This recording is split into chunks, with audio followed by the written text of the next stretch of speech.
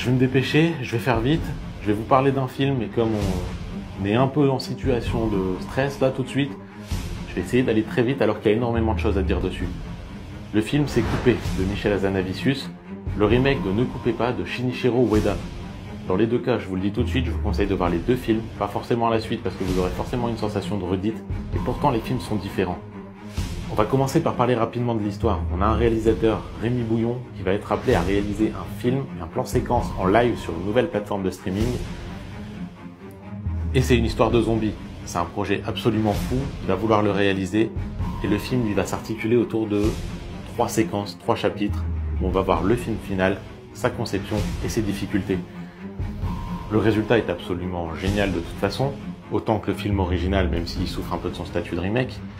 Côté point négatif, contrairement au film de Shinichiro Ueda, on voit ici un peu trop la différence entre fiction et réalité, ce qui ne permet pas forcément de rentrer à plein dans le film dans les premières minutes, parce qu'on se doute un peu de ce qui se passe derrière, contrairement au film original dans lequel on voyait pas forcément la différence.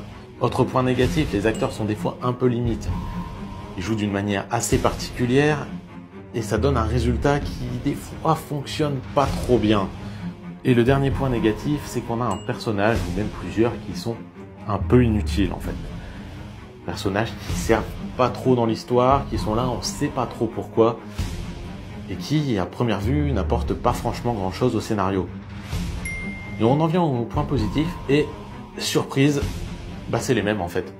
C'est les mêmes parce que c'est le concept même du film, simplement, de jouer entre la fiction et la réalité, et même si c'est visible, le film va l'expliquer par la suite et d'une manière ultra efficace, en rendant notamment un hommage plein de cœur au film de série Z, au film fauché, tourné avec ce qu'on peut, tourné de la manière dont on peut, qui donne des résultats pas forcément toujours ouf, mais qui sont faits avec tout l'amour qu'on peut avoir pour le cinéma, et c'est un hommage vibrant au cinéma de manière générale.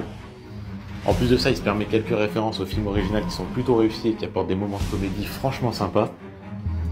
Et pour finir, on peut souligner la performance de Romain Duris qui est absolument incroyable dans le film. Je vous conseillerais de voir le film, ne serait-ce que pour lui au final, mais évidemment pour tout ce qu'il y a autour aussi, et même pour son original.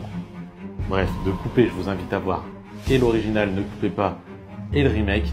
Les deux sont excellents, même si le remake peut être jugé un poil en dessous par son statut de remake. En tout cas pour moi, ça vaut ça, mais je vais pas trop m'y attarder. Je vais essayer de rester en vie.